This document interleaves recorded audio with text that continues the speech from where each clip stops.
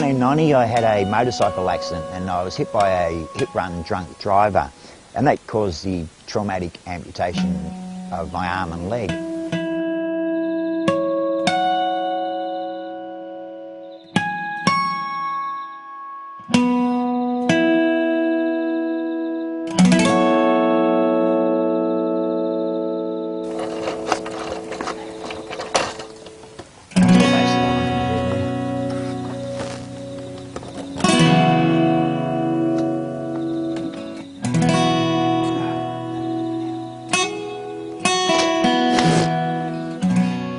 Now, when I decided I was going to start racing, I rang up all the committees and clubs and what have you, and tried to find out some information about it.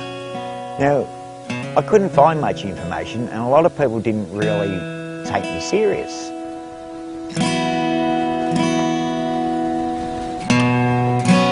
Dreams are all I need to carry me home.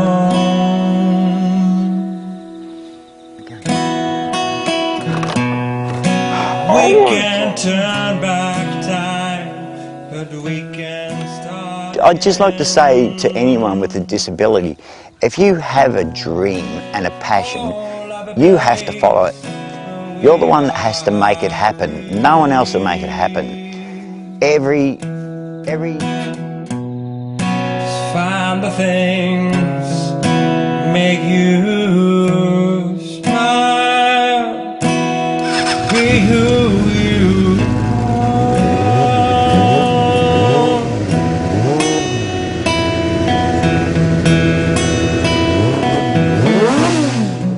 But what they were doing, they were looking at the right-hand handlebar and not the left-hand handlebar.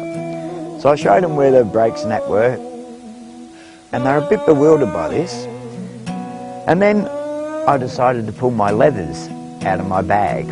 I pulled my leathers out of my bag and I held them up, and I've only got one arm, one leg, and they just looked at my leathers and they just went, "No way."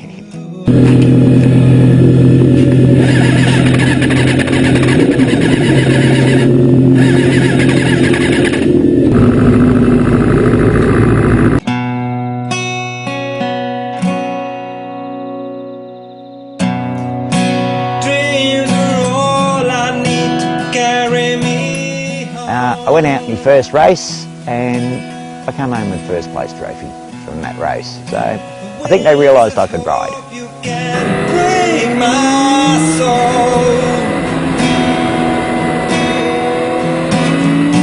Early morning, mind is clear, free to believe with no fear. So just show the world that anything's capable if you put your mind to it. It's not my day. Whoa, whoa. Let's fight for each other.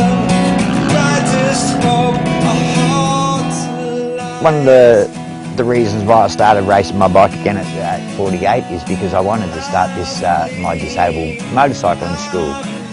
And I thought I needed to prove myself first for this school.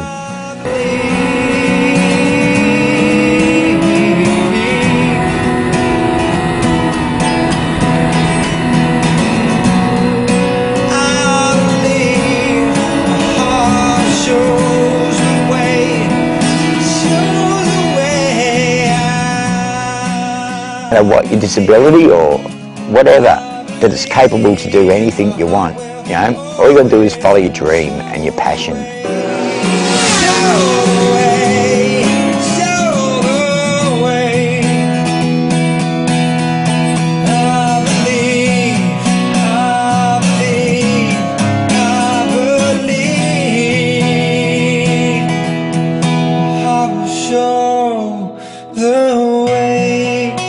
Show the way.